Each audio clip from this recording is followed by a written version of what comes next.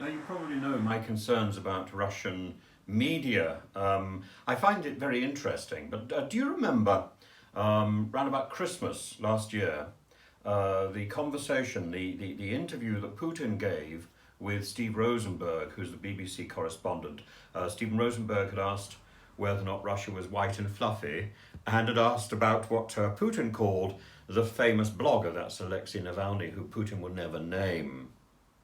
I remember the actual conversation went something like this. Putin said, Putin replied to Steve Rosenberg, and then at the end of his first exchange said, "Why are we, Russia, not provided with an official report on Novichok use?" And Steve Rosenberg says, "Are you asking me?"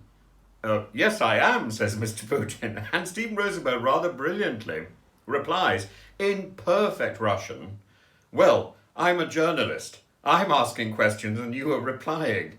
And Putin apologized. Now, anyway, we would assume this would have some sort of knock-on effect. Well, it has. Today, about a quarter of an hour ago, we learnt that the other BBC correspondent, Sarah Rainsford, has been told to pack her bags and go home. And this is apparently a result of, it's in retaliation for visas for Russian journalists working in the UK in places like, for example, RT. Their visas have been delayed, limited, or cancelled. So this is a tit-for-tat thing. This was reported on the main Russian news TV channel, Rossiya 24.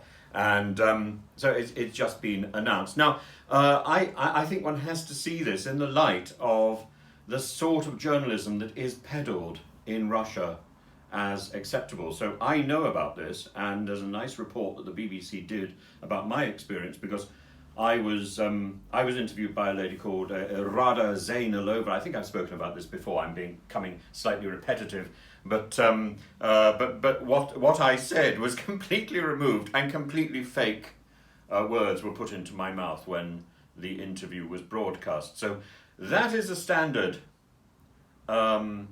that is being practiced in Russia, and in contrast, the standard in the BBC seems to be to directly challenge the president, probably one of the most powerful people in the world, to challenge the president and get the president to apologize. I find Steve Rosenberg's attitude rather impressive, but sadly, this has had a consequence.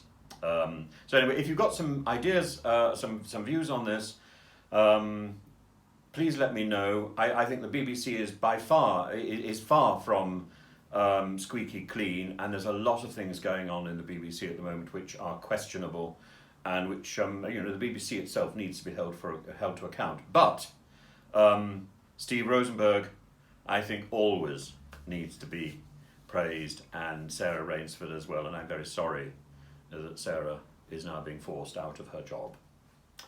Do follow the channel and ring the bell. Ring the bell. Go on, you know you want to. Have fun. Bye-bye.